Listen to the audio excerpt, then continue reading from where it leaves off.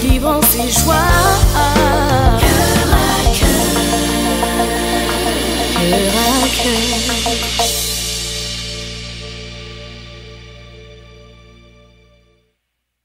Bonjour et bienvenue à Cœur à Cœur. Nous voici de nouveau sur ce plateau pour une belle émission. Alors aujourd'hui, nous parlons de gestion de crise au sein de l'Église. J'aimerais citer un passage, Éphésiens 4, le verset 11, qui nous dit ceci: « C'est lui qui a donné les uns comme apôtres, les autres comme prophètes, les autres comme évangélistes, les autres comme pasteurs et docteurs. » Alors, un apôtre, c'est un envoyé de Dieu, quelqu'un que le Seigneur a mandaté avec le but d'établir ou de d'implanter des églises. Et il a également l'autorité de fortifier les églises qui sont existantes. Alors, pour en parler cet après-midi, la gestion des crises au sein de l'Église, je reçois un père pour moi, un père pour les nations, alors l'apôtre Paul Keng. Apôtre Paul Keng, bonjour. Bonjour, servant de Dieu, pasteur Nathalie, bonjour. C'est une joie et un privilège d'être à cœur et c'est une joie, bien sûr, je le disais encore, de pouvoir être là à ce rendez-vous pour essayer d'apporter des éléments de réponse à des préoccupations, bien entendu, au sein des églises, au sein de communautés, des crises, bien entendu. Donc, merci beaucoup de m'accueillir. Merci et bienvenue sur ce plateau, justement, pour cette première sur Cœur à Cœur. Alors, apôtre, comme je le disais tout à l'heure, vous êtes quelqu'un que le Seigneur a mandaté. Votre ministère, c'est implanter des églises, mais c'est également fortifier les églises sur la base de la parole de Dieu. Alors, le monde est en pleine mutation, le monde est en pleine évolution, il y a un bouleversement des valeurs et l'Église n'est pas épargnée. Alors, plusieurs crises au sein de l'Église et au milieu de cette mutation, de ce bouleversement, l'Église doit continuer à exercer son mandat. Premièrement, celui de propager la bonne nouvelle et deuxièmement, celui de répondre également aux besoins de ce monde qui est en évolution. Que répond l'apôtre, que répond l'Église par rapport à toute cette mutation? Voilà, c'est un défi peut-être prévisible, peut-être pas pour certains, parce que le monde évolue et le monde change. Il y a beaucoup de choses aujourd'hui où nous devons avoir ce qu'on appelle une mise à jour. Vous voyez un peu sur le plan de la technologie, aujourd'hui, il y a beaucoup de choses qui ont évolué et l'Église aujourd'hui a besoin d'avoir également les leaders qui font ce que j'appellerais une mise à jour. Parce que tout leader aujourd'hui qui ne se donne pas l'effort de pouvoir avancer et de se faire former par rapport à tout ce que l'on voit aujourd'hui peut se retrouver un peu en retard face aux réalités que nous vivons. Parlons un peu sur le plan de la technologie. Il y a de cela plusieurs années, on avait du mal à pouvoir tous toucher un ordinateur, mais aujourd'hui, un pasteur, que vous soyez n'importe où, il faut que vous soyez habile à pouvoir savoir comment manipuler l'outil et si on veut intégrer par exemple les multimédias, qu'on puisse y faire face. Donc, il y a énormément des changements sur le plan sociétal aujourd'hui qui interpellent à ce que l'Église, les hommes de Dieu, les femmes de Dieu puissent absolument se mettre à jour, je le dirais ainsi, parce que c'est cette expression qui permet au moins qu'on se comprenne sur je veux dire, la plateforme qui est compréhensible de tous, parce que voyez un peu les téléphones, j'utilise un iPhone par exemple, et qui tout le temps, ils ont ce qu'on appelle des mises à jour, des nouvelles technologies qui permettent à ce que votre téléphone soit efficace. C'est exactement aujourd'hui, nous les leaders dans les églises, nous avons besoin d'avoir des informations qui nous permettent de répondre à notre leadership. Donc, en tant qu'apôtre aujourd'hui, nous nous retrouvons devant une société où les habitudes changent. Vous avez des hommes, où nous sommes en Amérique aujourd'hui, où les habitudes sont tellement accélérées dans leur changement, je dirais ainsi. Vous trouvez des personnes qui doivent, pour qu'elles viennent à l'église, il faut qu'il y ait soit une réponse à leurs attentes, soit il y ait un rendez-vous important qui les interpelle. Alors, comment est-ce qu'on peut, en tant qu'homme de Dieu, par rapport à ce changement, comment on peut répondre idéalement à cela? Sinon, les gens se donneraient l'habitude de dire, je reste à la maison, je peux aller au travers de mon téléphone, écouter mon culte et être content face à cela. Donc, il y a aujourd'hui, pour chacun de nous, des nouvelles informations. Comment pouvoir répondre à la société actuelle? Je pense que ce sont des préoccupations où nous, leaders dans l'Église, nous sommes là pour dire, nous avançons et nous mettons également à cela des tours, des connaissances, des outils pour permettre à ce que l'Église puisse vivre dans le fonctionnement idéal également. Parce que si vous avez une Église, personne n'y va. Dites-vous bien que vous n'allez pas prêcher au banc vide. Bien entendu, le message, quelqu'un le dirait, il faut peut-être avoir la plateforme où on annonce l'Évangile au monde entier. C'est une chose, mais une église également, c'est une famille. Sur le plan de la vie sociétale, avant, nous avions un peu, dans certaines formes, où l'église répondait un peu comme le carrefour, où tout le monde se retrouvait, on a besoin de cela. Mais aujourd'hui, c'est plus le cas. Les gens, oui, c'est toujours un modèle qu'on peut avoir, mais il y a aujourd'hui où l'Église ne devrait pas seulement être dans les quatre murs, mais l'Église répondre un peu à la vie communautaire, être présent dans la société. Donc, ce sont des défis que chaque leader dans l'Église aujourd'hui doit se dire, je suis soit pasteur, je ne devrais pas me contenter à être seulement dans les quatre murs, mais je devais être vraiment au milieu de ma communauté pour pouvoir répondre à ce que ma communauté attend de moi. Donc, c'est de nouvelles informations. Qu'est-ce que je peux être comme élément de réponse sur les besoins de ma communauté? Il y en a plusieurs. Effectivement, on doit entrer dans cette nouvelle dimension où il faut qu'on réponde aux besoins de la société. Tout à l'heure, vous parliez de formation. Est-ce possible de nous donner un type de formation que les serviteurs de Dieu, parce qu'on va commencer par là, pourraient avoir aujourd'hui pour pallier à ce besoin? Déjà, vous savez, quand on parle de formation, il y en a plusieurs, mais je parle déjà sur le plan de nos communautés, par exemple. Si vous êtes en Amérique du Nord, où nous sommes ici, il faudrait savoir que la ville où vous êtes, par exemple, il faudrait la connaître. La ville où vous êtes, savoir quels sont les habitants du milieu où vous rendez ministère. Il faudrait que vous essayiez d'avoir les éléments sur le plan statistique, quels sont les hommes qui m'entourent, qu'est-ce que je veux, les personnes dont je dois atteindre. Ce sont des informations qu'on peut avoir partout, mais il faudrait déjà avoir la connaissance de la communauté que je dois atteindre. Et on n'est plus aujourd'hui à pouvoir penser qu'on va simplement évangéliser de porte en porte. Il y a plusieurs moyens qu'on peut utiliser pour atteindre notre communauté. Et ces formations, elles se donnent. Elles nous permettent d'être le leader qui répond à ma communauté, le leader qui répond aux besoins de la société actuelle. C'est des informations qu'on peut avoir. Il y a plusieurs formes de formation qu'on retrouve aujourd'hui, qu'on donne aux leaders. Nous avons des plateformes où, sur le cadre, par exemple, des réseaux apostoliques au Canada, nous avons un moment où on se donne l'initiative de pouvoir amener un peu des hommes face aux réalités dans lesquelles nous sommes.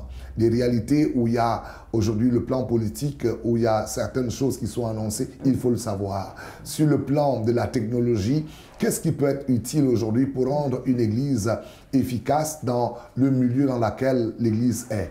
Comment est-ce qu'on peut atteindre des personnes aujourd'hui dans le cadre de la communauté où je vis? Comment je peux atteindre des gens qui sont autour de moi? Est-ce que c'est toujours un peu à l'époque où on allait porte à porte cogner une porte pour atteindre des personnes? Ça peut marcher comme ça ne peut pas marcher, mais il y a plusieurs d'autres éléments qu'on peut utiliser, par exemple, pour atteindre des personnes dans une ville, dans une communauté. Je prendrai l'exemple sur comment atteindre aujourd'hui des familles. On peut rendre des services aux personnes. Nous avons parfois des programmes que nous mettons en place, soit un programme alimentaire, un programme de suivi sur le plan d'accompagnement des jeunes, parce qu'il y a beaucoup de familles aujourd'hui, des familles par exemple monoparentales, qui ont des grandes difficultés à encadrer des familles. On peut être une solution pour ces familles-là. Et voilà, quand vous touchez une famille et que vous apportez une solution. Ça fait un point de communication. Au travers de ça, on développe ici une possibilité de pouvoir plus tard amener ces personnes à fréquenter nos communautés. Donc, il y a plusieurs moyens qu'on peut utiliser. Et je dis, un leader aujourd'hui qui cessent d'être formés rétrogrades. Donc, simplement pour dire, essayons de nous donner toutes les possibilités de formation qu'il faudrait pour que nous puissions répondre aux attentes de notre communauté. Alors là, on parle d'un besoin de la société, donc Oui. des gens qui ne sont pas forcément des chrétiens. On voudrait aller toucher ces autres personnes. Mais maintenant, nous assistons également justement à une désertification. Vous commenciez à en parler tout à l'heure. Les statistiques nous le disent. Hein. Je cite ici les statistiques ici au Québec. Alors, ils disent les personnes sans religion 23,9, les catholiques 39, Église unie 6, anglicans 5, autres chrétiens parmi lesquels les églises de réveil sont 17,2, non chrétiens 8,8. Et sur ces chiffres, ils disent que seulement 17,9% assistent hebdomadairement aux services religieux. Alors, qu'est-ce qui se passe? C'est que même les chrétiens, parce que si on rentre au temps ancien, on voit que l'Église croissait, l'Église se multipliait. Ouais. Quelle est cette crise donc au sein de l'Église qui amène les chrétiens à quitter l'Église et à déserter l'Église finalement? Ce que vous dites est intéressant. Les chiffres sont là. On ne peut pas aller contre ces chiffres. Mais vous donnez un modèle qui est celui de l'Amérique du Nord et du Québec en particulier, qui est un champ d'émission qui est assez large, avec également une histoire. Il faut le savoir parce que derrière cette histoire, l'Église a connu des moments assez particuliers dans le Québec, dont je tiens à dire aux téléspectateurs que ce n'est pas forcément des chiffres liés aux réalités qui se passeraient partout.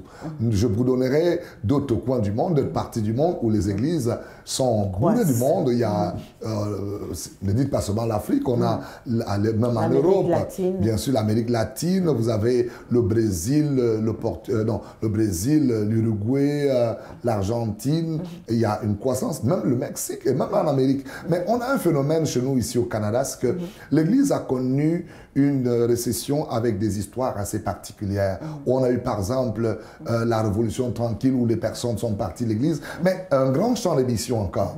Quand vous vivez au Québec, ce n'est pas une fermeture. Les gens sont ouverts, mais il faut trouver des moyens comment aller atteindre ces personnes. Ce n'est pas forcément aujourd'hui, comme je vous le disais tout à l'heure, trouver le moyen où il faut aller porte à porte. Ça pourrait marcher comme ça pourrait plus marcher. Il y a des stratégies qu'on peut mettre en place.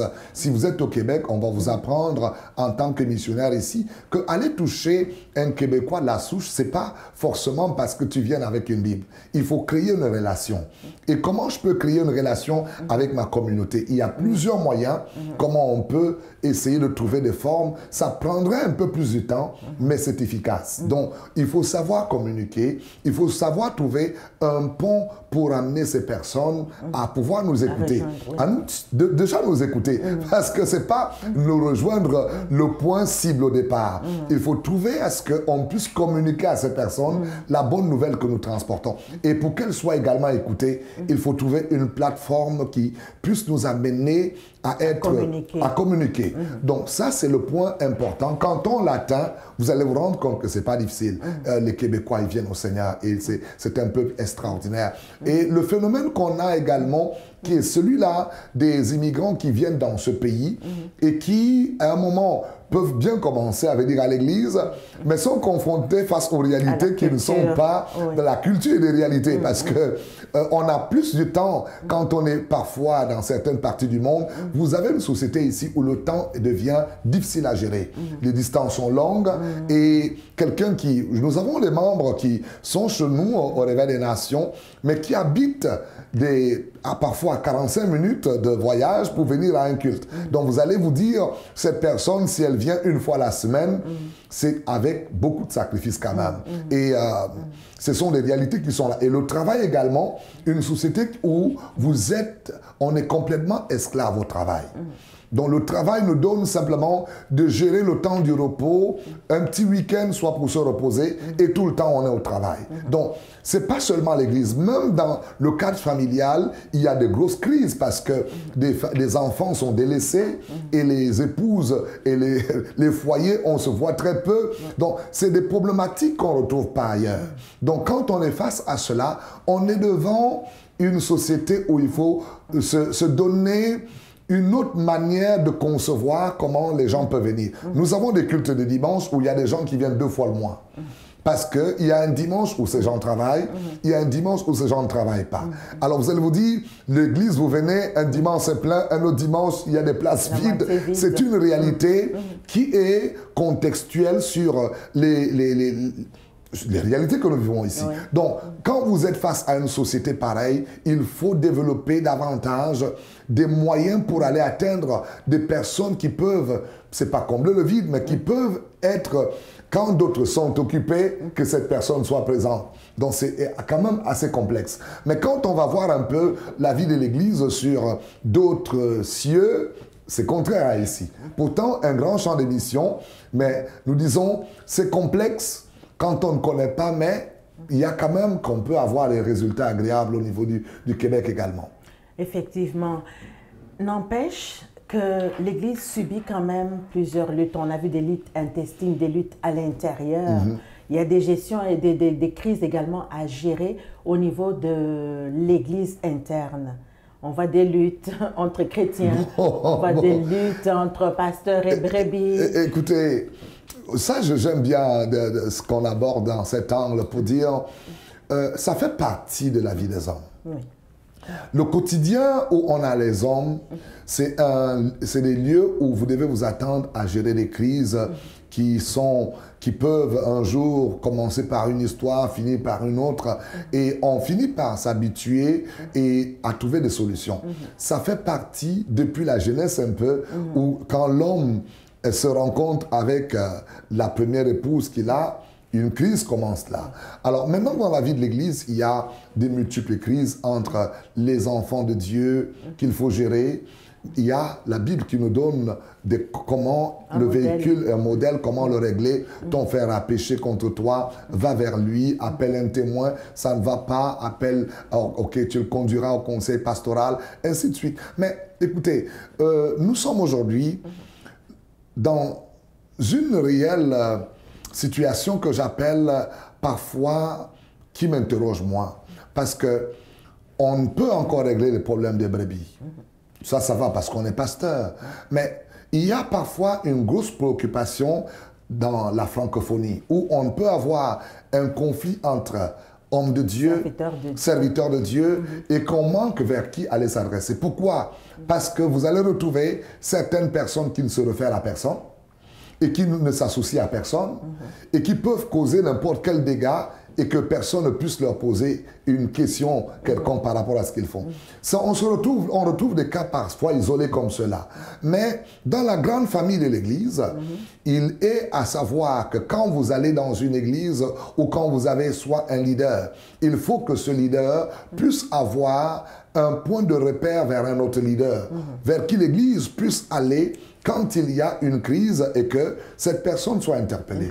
Voyez, on est parfois face à des grosses difficultés qu'on peut rencontrer en tant qu'homme. Ça peut arriver. Mais il faut toujours qu'on ait une personne de ressources ou un point de repère. Dans cette ville, par exemple, je suis à Montréal, tous les enfants, Dieu savent que si ça ne va pas, on peut appeler le docteur Kabouya, ou encore, si je vais dans une partie anglophone, on peut se référer à David Johnson comme un père, ou encore appeler Alain Caron. Écoutez, on est interconnectés les uns les autres, et on a des leaders vers qui on rencontre des personnes qui peuvent venir nous interroger quand ça ne va pas, nous faire asseoir, nous coacher et pouvoir nous permettre à nous relever. La plus grosse problématique que je trouve, c'est celle-là, où on a des personnes qui sont comme Melchizedek, qui n'ont ni père, ni point de repère, et puis causent tous les problèmes, et on ne peut ni leur dire arrêter ou interpeller dans leur envolée. Et malheureusement, ça cause beaucoup de dégâts. Ça cause beaucoup de dégâts, bien sûr. Mais nous essayons de nous organiser au niveau du Canada à ce que de tels cas isolés, on pourrait voir comment amener jusqu'au bout des efforts parce qu'on est quand même organisé. On a des réseaux qui sont en place, des réseaux qui se joignent les uns les autres. Et quand ça commence à jaser, ça parle, on sait qu'on va retrouver cet individu et l'interpeller s'il le faut. Donc, s'il vous plaît, je tiens à vous dire que l'Église a des points de repère. Et si vous écoutez cette émission, vous êtes avec un homme de Dieu qui ne peut pas vous donner vers qui se référer moi, ça cause problème. Et c'est là ma préoccupation parfois, parce qu'on a des jeunes aujourd'hui, et nous disons à tous les jeunes pasteurs qui sont dans la ville, on veut vous encourager. Associez-vous à une famille d'église qui puisse vous aider, qui puisse vous encadrer et vous donner de pouvoir avoir des points de repère pour quand on n'a pas de repère, qu'est-ce qu'on fait? Mais apôtre, pourquoi une telle peur pour certains hommes de Dieu à s'associer à ce type de réseau? En fait, c'est quoi? C'est accessible à tout homme de Dieu? C'est accessible, bien entendu. C'est que parfois, des personnes veulent ne pas vouloir rendre compte. Tout simplement. Et on ne peut pas servir Dieu sans rendre compte. Et quoi qu'on rende compte seulement à Dieu. Non, nous sommes sur la terre, on doit avoir des personnes qui nous interpellent, à qui on rend compte et qui peuvent nous demander comment les choses se passent et qu'on puisse répondre s'il y a une crise, que ces personnes puissent être là pour pouvoir nous encadrer. Voici, l'œuvre de Dieu est complexe, cher pasteur, et vous le savez bien, combien on a des défis quand on est parfois tout seul, et si tu n'as personne autour de toi, ça devient compliqué, parce que arrive des moments où toutes les pressions qu'on vit, on a besoin de quelqu'un pour prier pour nous. Parce que être dans une famille d'église ou d'avoir quelqu'un qui nous encadre, engage beaucoup d'éléments. Ce n'est pas seulement pour rendre compte, mais c'est une sécurité. Oui. Cette personne est là pour t'encadrer, pour prier pour toi, pour prendre soin de toi et t'aider à mieux faire. Parce que parfois, on regarde seulement le côté où on se dit « je dois rendre compte ». Ce n'est pas objectivement ce que nous voulons. Quand vous êtes dans une famille d'église ou vous avez un leader, non. Il est là pour veiller à ce que vous devenez meilleur. Et c'est ça, avoir un mentor. Il t'aide à être meilleur. Parfois, on regarde juste l'angle où on se dit, je dois rendre compte. Non, les jeunes, écoutez, on est là, les aînés, pour vous encadrer. On peut peut-être vous interroger, comment va ta famille? Parle-moi un peu de ton épouse. Je peux m'asseoir avec le couple pour voir s'il y a une belle harmonie dans le couple, ça se passe bien, et prier pour vous. C'est pas juste pour vous donner suivre avec un marteau sur la tête. Non, c'est pas ça le but. Donc, quand vous êtes tout seul, c'est pas pour dire, écoutez, nous sommes là pour vous cataloguer, c'est pour vous ouvrir les portes et dire, venez approcher un homme de Dieu et qui vous aime assez pour vous dire la vérité, pour vous dire comment vous améliorer. Parce qu'on pense que quand on approche un leader, on s'associe, c'est pour nous donner la zone de confort. Non, il est question qu'on vous aide à être meilleur.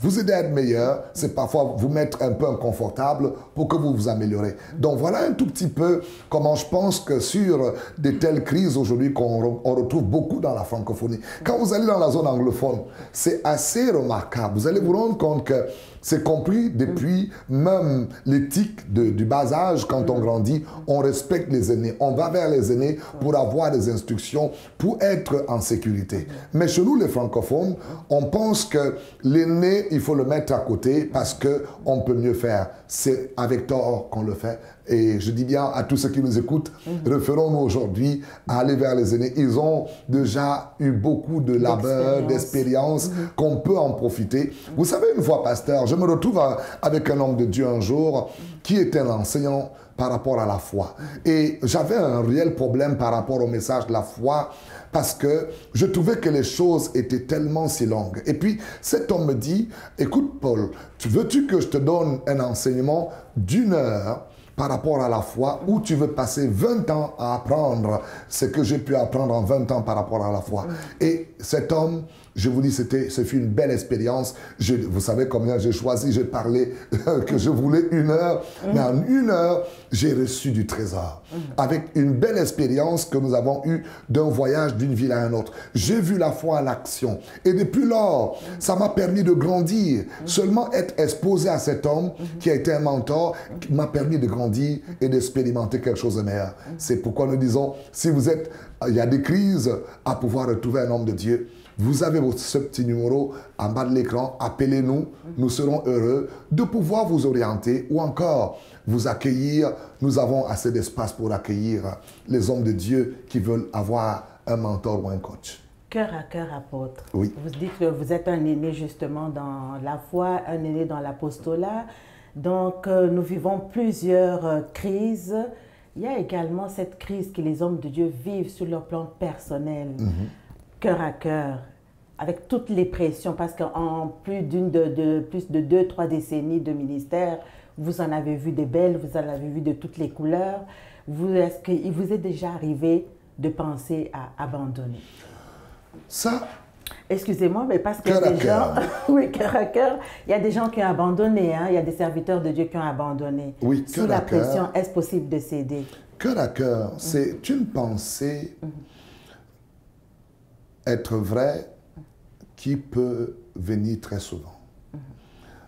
Parce que marcher dans la foi, c'est parfois une grosse crainte qui nous envahit. Et vous vous dites, comment je vais y arriver? Et c'est ça la belle expérience avec Dieu. Quand ce moment arrive, vous avez besoin de quelqu'un. Et c'est pourquoi je tiens encore à dire, un homme tout seul, dans un parcours avec Dieu, ça peut être compliqué et difficile. Je me souviens, je vous donne ma propre expérience, j'étais dans une île et je voyais Dieu faire des choses miraculeuses dans les vies de personnes. Et j'étais blessé en moi parce que mon épouse n'était pas là, j'avais laissé mes enfants au loin. Et j'avais une émission de télévision comme celle-ci, qui était une émission interactive. Et quelqu'un m'avait insulté à cette émission de télé en me disant « Mais qu'est-ce que vous faites ici, Africain ?» J'étais blessé parce qu'au prix du sacrifice que j'avais, je disais « J'étais là pour le peuple. » Et voilà, je me retrouve dans cette situation où mon cœur est blessé. Je suis rentré chez moi. Ce jour, j'ai fait mon bagage, j'ai changé mon billet d'avion pour partir.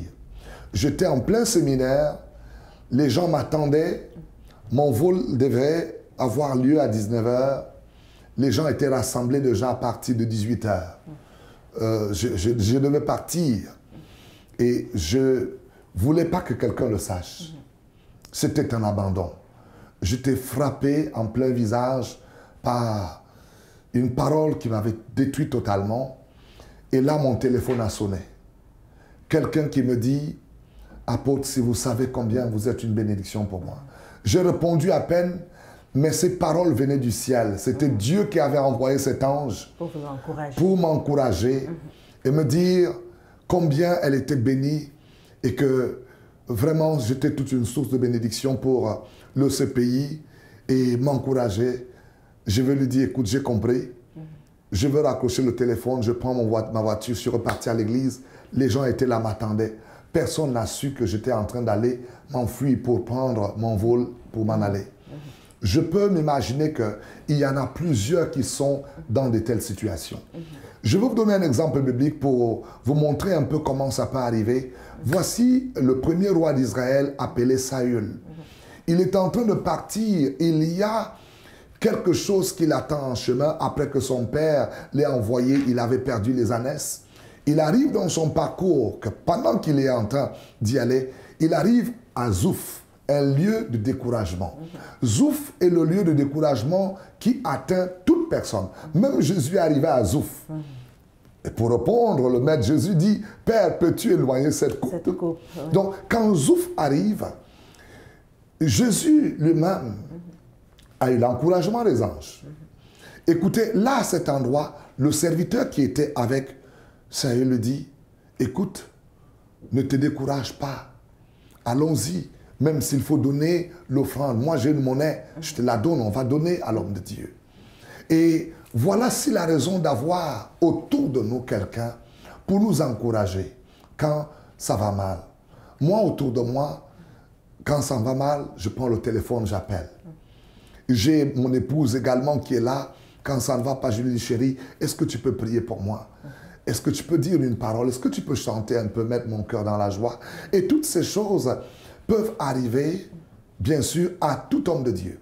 Si cela ne vous est jamais arrivé, je bénis Dieu pour vous, mais nous sommes passés par là, pas seulement des pressions venant par une parole, mais les pressions ministérielles, elles sont parfois lourdes. Des factures qui vous arrivent, vous ne savez pas comment vous allez les payer. Il faut s'attendre au ciel et travailler dans la prière et mettre également votre intelligence en action. Parce que parfois, Dieu nous donne la capacité de pouvoir disposer de tout ce que nous avons pour faire fonctionner certaines choses. Ne vous arrêtez pas seulement à prier, travaillez votre intelligence également. Je me souviens d'un défi, vous étiez là, d'une situation particulière où nous avions des pressions de part et d'autre et il nous fallait trouver un moyen comment refinancer notre bâtiment pour pouvoir sortir d'un couloir qui nous mettait toutes les pressions. Vous étiez là et il a fallu qu'on prie, nous avons prié. Dieu nous a donné l'intelligence à aller devenir nous-mêmes des agents de financement pour trouver la forme, comment il fallait le faire. Oui. Et oui, tout à coup, pendant qu'on est dans cela, on trouve une brèche, on passe un coup de téléphone, pendant qu'on s'y attend, il y a également quelqu'un qui appelle et Dieu met les choses au temps convenable, on a pu s'en sortir. Écoutez, toute pression, quand vous faites confiance à Dieu, il faut que vous ayez des hommes tout autour, mais ne vous laissez pas abattre et de dire « j'abandonne ». Jésus n'a pas abandonné et n'abandonnez pas surtout. Qu'est-ce qui vous motive de continuer? Ma motivation, c'est que j'ai une passion de Jésus. J'aime Jésus, j'aime Dieu. Et ça, mon épouse le sait, mes enfants le savent. Je n'ai pas besoin que quelqu'un me dise « va à l'église ». Je suis déterminé parce que j'ai rencontré l'amour de ma vie. Et je pense que s'il y avait une chose à recommencer, c'est avec Jésus. S'il y a une chose à refaire aujourd'hui, c'est avec Jésus. S'il y a une chose que je ferai toujours, c'est avec Jésus. C'est la passion qui m'anime. Et je suis rempli de cette passion, motivé tous les jours parce que je veux aller au ciel. Vous êtes un homme passionné et cette passion peut-elle vous amener à placer le ministère avant la famille? Comment vous faites pour équilibrer? Parce que c'est une crise également au sein de l'Église. Comment amener cet équilibre dans la famille? Tout à fait, pasteur. Vous savez, nous avons vécu des expériences et cette parole que je pourrais vous dire, elle est contextuelle également dans le sens de votre question qui dit « Mon peuple périt faute de connaissance ». Vous savez, la connaissance me manquait. Je vous donne une histoire qui m'est arrivée. J'étais jeune dans la foi et Dieu m'utilisait, mais j'étais en train de détruire mon épouse. Pourquoi je détruisais mon épouse? Je me repens, chérie, tu vas voir cette émission. Elle sait. Et je passais des heures à prier pour des personnes au point où j'arrivais à la maison, j'étais fatigué et je ne pouvais pas dialoguer avec mon épouse. J'étais satisfait dans mon cœur, c'est la passion, c'est ce que j'aime faire. Mais j'avais une épouse à la maison qui était en train de faner parce qu'elle ne voyait pas son mari. Et un jour, pour en venir à ce qui va m'arriver, pour me rencontrer un jour, elle va se mettre parmi les gens que je devais recevoir. On lui dit, maman, pasteur, allez voir. Non, elle dit non, allez-y, jusqu'à ce que son tour arrive et qu'elle arrive vers moi. Elle dit, je suis le patient qui vient te rencontrer aussi. J'avais honte et j'étais comme embarrassé, mais c'était pour moi la plus belle leçon qu'elle va me faire et c'était une douche froide. Je vous dis bien, je l'ai prise et je me suis mis à me questionner et je vais apprendre par la suite. C'est la raison pour laquelle il faut update, il faut se mettre en mise à jour. Et je veux apprendre dans la connaissance que, oui, dans le ministère, dans la vie d'un ministre, il faut savoir comment mettre les priorités chacune à sa place. Dieu d'abord, mes amis, Dieu, cherchez premièrement le royaume des cieux et sa justice, et toutes choses vous seront données par-dessus. Et une des deuxièmes choses, ne pensez pas que le ministère vient avant la famille après tout. Parce que la Bible nous dit que si nous négligeons notre famille, nous ne sommes même pas dignes de servir le Seigneur. Et c'est la deuxième priorité. Et après cela vient le ministère. Et le ministère après viendra la récréation ou le travail. C'est ça. Donc, je veux remettre ces choses en ordre. Je veux comprendre qu'il était important pour moi de pouvoir mettre l'ordre de priorité. Ça va me bénir parce que j'ai pu apprendre et cet apprentissage m'a permis d'être le meilleur père. Je voyage beaucoup, mais je connais mon devoir. Quand je suis en voyage, j'essaie d'équilibrer. À des heures, je suis au téléphone, je dois communiquer avec mon épouse. Si ce n'est pas avec mon épouse, je communique également avec les enfants. On essaie de faire le point. Plus encore, Dieu a créé les beaux outils pour nous. On a comment on peut communiquer FaceTime, on se voit au visage, mon chéri, je t'aime. Et puis, ça fait du bien. Vrais bisous, mais c'est pas des vrais bisous. Ça compense un vide. On n'avait pas ces vidéos aujourd'hui, on l'a. Et encore plus, Dieu a créé tellement de beaux outils. Et on a Messenger, nous avons également WhatsApp aujourd'hui où on peut conférencier, on peut même mettre toute la famille en conférence, on parle avec tout le monde et ça fait du bien. Je vous dis, nous sommes des privilégiés aujourd'hui. C'est pourquoi il faut également connaître ces technologies. Je vois des hommes qui partent et qui ne peuvent pas communiquer, voir leurs épouses et parler. Pourtant, on a des outils agréables qui peuvent au moins gérer la communication de manière agréable. Et je pense que ça nous a aidé à régler beaucoup de problèmes. Donc aujourd'hui, on peut être à mission, voir la famille, parler et même avoir un repas. Et j'aime ça quand je suis à mission. Je pose mon petit repas, on mange. Mon épouse voit tout ce qu'elle fait, les repas qu'elle aime me donner. Quand ça ne va pas, elle met de l'ordre un peu. Ça, c'est bien. Et ça nous aide. Plusieurs nous écoutent aujourd'hui, apôtre. Vous avez donné déjà plusieurs conseils, ceux qui nous écoutent. Un dernier mot à un pasteur, à une brebis, à un chef de famille, un dernier mot pour l'encourager. Un dernier mot pour l'encourager, merci encore. Et à cœur déjà, je tiens à rendre vraiment mes remerciements sincères à vous, servants de Dieu, pour le travail extraordinaire que vous faites. Et merci d'aller de gloire en gloire. À tout homme qui m'écoute, nous sommes là pour vous encourager. Vous savez, quelque chose brûle dans mon cœur. C'est le défi aujourd'hui, dans le temps actuel, dans le siècle présent, de ce que nous vivons en tant qu'hommes de Dieu ou femmes de Dieu, c'est de pouvoir nous aider les uns les autres. Surtout si vous servez Dieu, ne faites pas l'erreur de vous isoler tout seul. Même si vous êtes blessé, faites tout pour vous rapprocher et faites-vous guérir. J'ai souffert longuement à vivre des blessures intérieures en tant qu'homme de Dieu. Et c'était grâce au fait que je me sois rapproché et que je puisse m'ouvrir à certains hommes de Dieu, que le Seigneur a pu me guérir. Parce que beaucoup d'hommes de Dieu souffrent avec des blessures énormes et qui n'ont pas un soutien. C'est la raison pour laquelle nous disons il faut faire tout pour joindre une famille, un réseau ou encore avoir un mentor, un père spirituel qui peut vous accompagner. Et au père de famille dont nous parlons également, c'est à cette émission Cœur à Cœur, nous voulons dire ne quittez pas l'église aujourd'hui. Faites tout pour être également dans une famille d'église où vous sécurisez non seulement vos vies, mais également la vie éternelle, parce que l'église est une institution qui est de Dieu, qui est portée sur plusieurs volets. Le volet, oui, à pouvoir grandir dans la parole de Dieu, mais l'église aujourd'hui est un tout.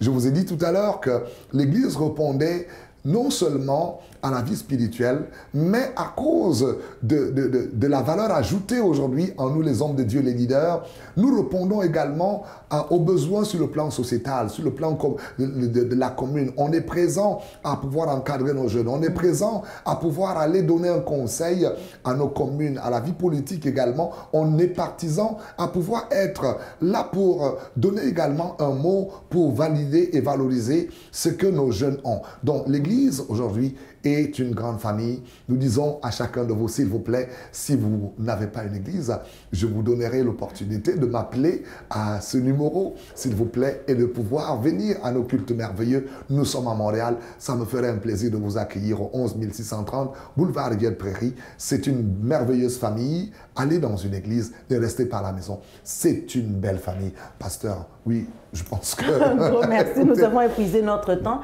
Alors, vous pouvez nous contacter, je disais, donc au 514-716-2577 ou encore nous écrire via Gmail, coeuracœur7@gmail.com ou encore visiter notre page Facebook Cœur à Cœur. Apôtre, ça a été un plaisir de vous recevoir. Les sujets sont énormes. J'espère que nous aurons une autre occasion pour parler d'autres sujets, de parler de la famille également. Merci d'avoir été avec nous. Que le Seigneur vous bénisse. Merci. Et merci à tous ceux qui nous suivent. Pour une prochaine émission, suivez-nous sur notre page Facebook. Que le Seigneur vous bénisse.